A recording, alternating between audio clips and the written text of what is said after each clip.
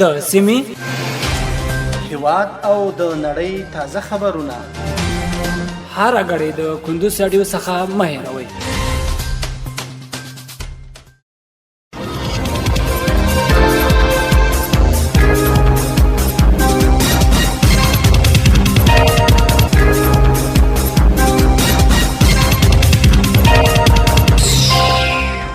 سلامونه د کندوز رادیو درنو اوریدونکو ستړي مشئ په ماړم د کندوز رادیو څخه د دې ساعت تازه او مهم وروستي خبرونه ته نن پنځشنبه د سرطان یا د چنګاښ د میاشتې 20مه د 2023 میلادي کال د جولای د میاشتې 11 نیټې سره سمون لري. روانه خبري غړي درته زه سید احمد سایل وړاندې کوم، خو په سر کې هم د سو مهمو خبرونو سره ټکی.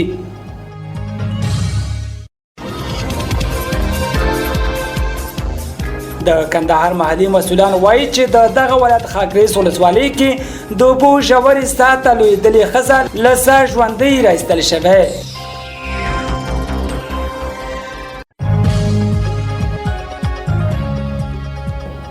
پاکستان کې د اسلامي امارات د سرپرست سردار احمد شکیب د ملګرو ملتونو د کډوالو عالی کمشنر فلیپو ګرانډي سره کتلې دي.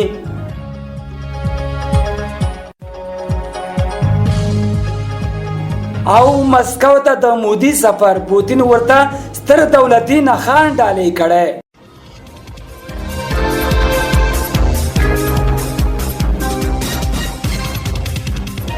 اوس هم بشپړ خبرونه.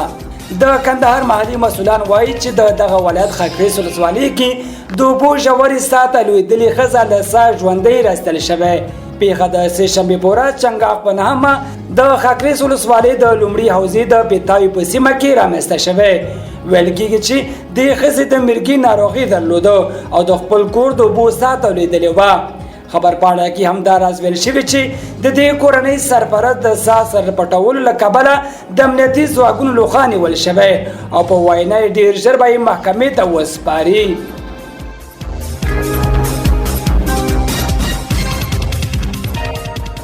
پاکستان کې د اسلامي امارات د سرپرست سردار احمد شکیب د ملګرو ملتونو د کډوالو عالی کمشنر فلیپو ګرانډي سره کتلې دي.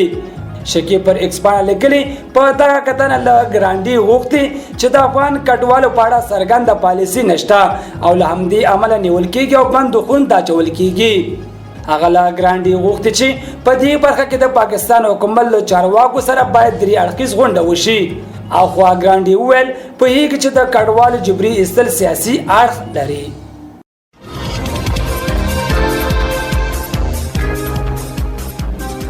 او مسکو ته د مودي سفر پوتین ورته ستر دولتي نخان ډالۍ کړي.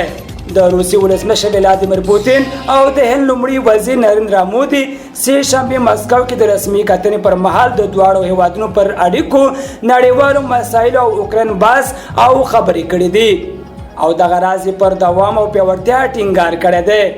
پوتین دغه راز اوکراین د موضوع د سولهییز حل لپاره د مودي له پاملرنې مننه کړې او نوموړي ته د روسیې او هند ترمنځ د اړیکو پیاوړتیا په برخه کې د هغه خدماتو له امله د روسي ستر دولتي نښان ورکړی دی. مسکو ته د مودي دغه سفر په نړیواله ځانګړې توګه د لویدیځ په کچه پراخ غبرګونونه درلودل.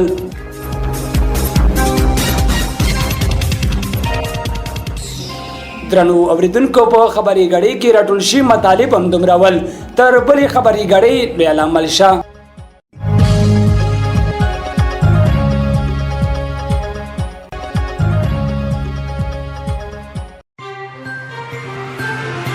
د سیمې هیواد او د نړۍ تازه خبرونه هر غړي د کندوز رادیو څخه مه هېروئ.